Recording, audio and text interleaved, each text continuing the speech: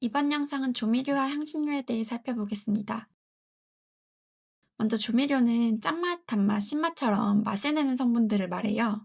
시험에 나오는 대표적인 것들만 살펴볼게요. 먼저 소금입니다. 소금은 염소와 나트륨이 결합해서 만들어진 염화 나트륨이에요. 즉 무기질에 해당합니다. 소금의 종류에는 천일염, 꽃소금, 정제염, 식탁소금, 맛소금 등이 있는데 여기서 가장 중요한 건 천일염이에요. 천일염은 호렴이라고도 해요. 시험에서는 천일염보다 호렴이라는 표현이 더 자주 등장합니다. 주로 배추 절임용으로 많이 사용돼요. 천일염은 입자가 굵어서 소금이 한 번에 다 녹지 않고 배추에 천천히 스며들면서 일정하게 절여져요. 또 천일염에는 여러 가지 무기질이 함께 들어있어서 더 맛있고 깊은 맛으로 절여집니다. 그래서 절임용으로는 천일염을 많이 사용합니다. 그리고 음식에 소금을 소량 넣으면 단맛, 신맛이 더 잘 느껴지는데요. 이걸 맛의 대비 현상이라고 합니다. 예를 들어 달달한 단팥죽에 소금을 살짝 넣으면 단팥죽이 더 달게 느껴져요. 그런데 소금을 너무 많이 먹으면 신장병, 심장병, 고혈압 같은 질병에 걸릴 수가 있어요. 시험에서는 소금 과잉 섭취와 관련이 없는 질병은 하고 통풍이 잘 나와요. 통풍은 소금과는 관련이 없습니다. 소금은 조리에서 맛만 내는 것이 아니라 훨씬 더 많은 역할을 해요. 먼저 방부작용을 해요. 젓갈처럼 소금을 듬뿍 넣으면 미생물의 활동이 억제돼 장기간 보관할 수 있습니다. 그리고 탈수작용을 합니다. 김치, 장아찌, 피클처럼 소금에 절이면 식재료 속 수분이 삼투압에 의해 빠져나와요.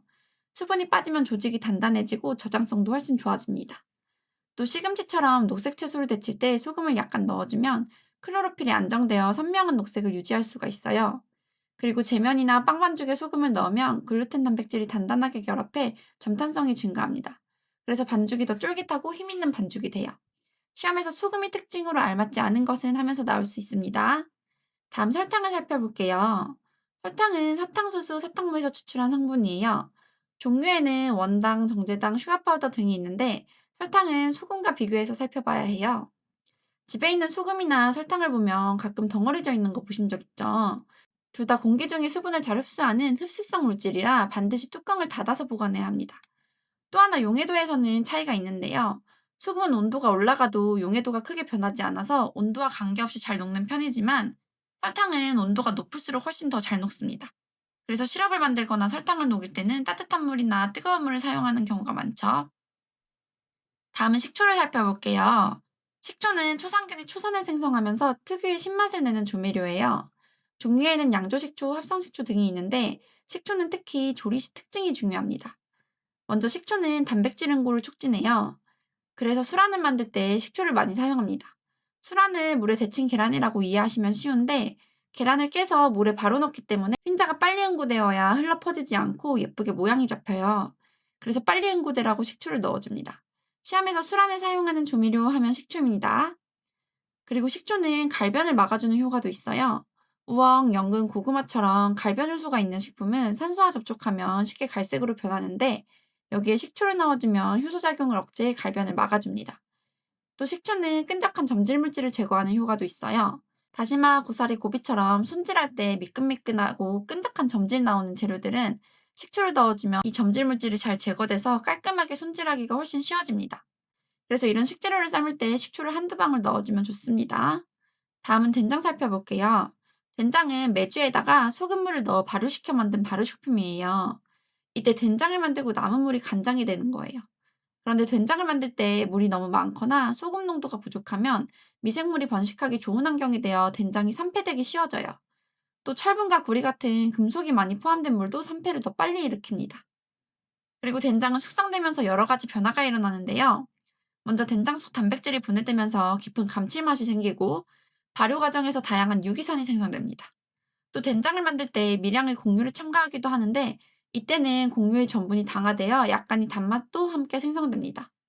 시험에서 된장의 숙성으로 인한 변화가 아닌 것은 하고 지방이산화가 나온 적이 있어요. 지방이산화는 된장 숙성의 핵심 변화가 아닙니다. 추가로 기출문제 중에 된장찌개를 끓일 때 된장을 먼저 넣고 두부를 넣어야 하는 이유는 하는 문제가 있는데요. 정답은 된장의 나트륨 이온이 물속에 먼저 퍼지면서 두부 속 아직 결합되지 않은 단백질과 결합하기 때문이다입니다. 이렇게 된장이 나트륨 이온과 두부의 단백질을 결합하면 두부가 단단해지고 흐물거리는 걸 막아줘요. 반대로 된장을 나중에 넣으면 두부가 이미 물속에서 흐물거리기 때문에 그때는 나트륨 이온을 넣어도 단단해지기가 어렵습니다. 다음 고추장은 메주를 가루로 만들어 여기에 찹쌀, 보리, 밀가루 같은 곡류를 섞고 소금, 고춧가루, 물을 넣어 발효시킨 발효식품이에요. 고추장의 중요한 특징은 바로 단맛이에요. 고추장은 메주가 주재료인 된장과 달리 곡류가 베이스라서 발효 과정에서 전분이 당화가 훨씬 더 많이 일어납니다. 그래서 고추장은 된장에 비해 단맛이 훨씬 강해요. 그리고 조미료를 사용할 때는 넣는 순서도 굉장히 중요해요. 조미료는 잘 녹지 않는 것부터 먼저 넣어줘야 돼요. 그래서 설탕, 소금, 간장, 식초 순서가 좋습니다. 설탕과 소금처럼 고체 조미료는 먼저 넣어서 충분히 녹여주고, 그 다음 액체인 간장, 그리고 식초는 산이 날아가기 쉬워서 가장 마지막에 넣어줘야 해요. 설소 간식, 순서 문제 나오니까 꼭 기억해주세요.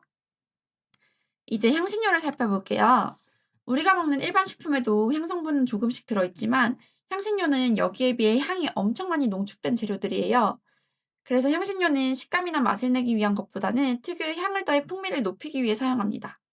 그런데 사실 우리가 느끼는 맛이 대부분은 향에서 결정돼요. 입으로 단맛, 짠맛을 느끼는 것보다 코로 향을 느끼는 비율이 훨씬 높기 때문에 요리에서 향신료는 생각보다 훨씬 중요한 재료입니다. 그럼 하나씩 살펴볼게요. 마늘의 매운맛은 알리신, 생강의 매운맛은 진저롤, 가열하면 쇼가올로 변해서 더 매워져요.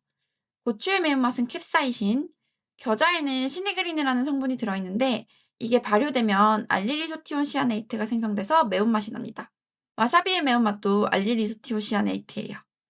후추의 매운맛은 후추 속에 들어있는 차비신이 시간이 지나거나 가열되면서 피페린으로 변해 매운 향을 냅니다. 울금의 향과 색성분은 커큐민입니다. 여기까지는 초록색으로 표시한 성분이 중요하고요. 나머지 살펴볼게요. 레드페퍼는 고추를 말려서 가루로 만든 거예요. 고추와 똑같이 매운맛을 냅니다. 계피는 나무 껍질을 말린 향신료로 디저트나 음료에 많이 사용돼요. 넛맥은 육두구 씨앗을 갈아 사용하는 향신료고 패티나 소스 등의 향을 더하는 용도예요.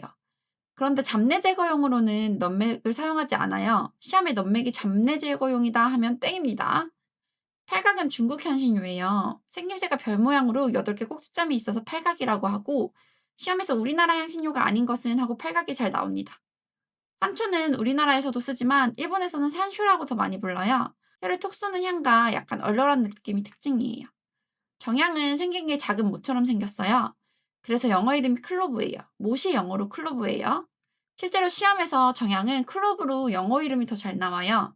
또 양식 조리 기능사 실기에서도 많이 사용하는 향신료고 향은 치약처럼 상쾌하고 강한 향이 납니다. 올스파이스는 이름처럼 여러 가지 향이 한꺼번에 나는 향신료예요. 그리고 세이지 월계수잎은 잎을 사용하는 향신료입니다. 기출문제 같이 풀고 마무리할게요. 염화마그네슘을 함유하고 있으며 김치나 생선조림용으로 주로 사용하는 소금은 정답은 1번 호염이에요. 호염은 천일염을 뜻하는 말이고 천일염은 굵고 염화마그네슘 같은 무기질이 많이 들어있어서 절임용으로 많이 사용합니다. 조미료 중 술안을 뜰 때 끓는 물에 넣고 달걀을 넣으면 남백의 응고를 돋고 작은 생선을 사용할 때 소량 가하면 뼈가 부드러워지며 기름기 많은 재료에 사용하면 맛이 부드럽고 산뜻해지는 것은 정답은 3번 식초입니다. 식초는 단백질 응고를 도와줘서 술안에 많이 사용됩니다. 모처럼 생겨서 정향이라고도 하며 양고기, 피클, 청어절임, 마리네이드 절임 등에 이용되는 향신료는 정답은 1번 클로브입니다. 정향은 생긴 게 작은 모처럼 생겼고 모처럼 생겨서 영어 이름이 클로브입니다. 우리나라의 전통적인 향신료가 아닌 것은 정답은 4번이에요. 팔각은 중국 향신료로 유명합니다.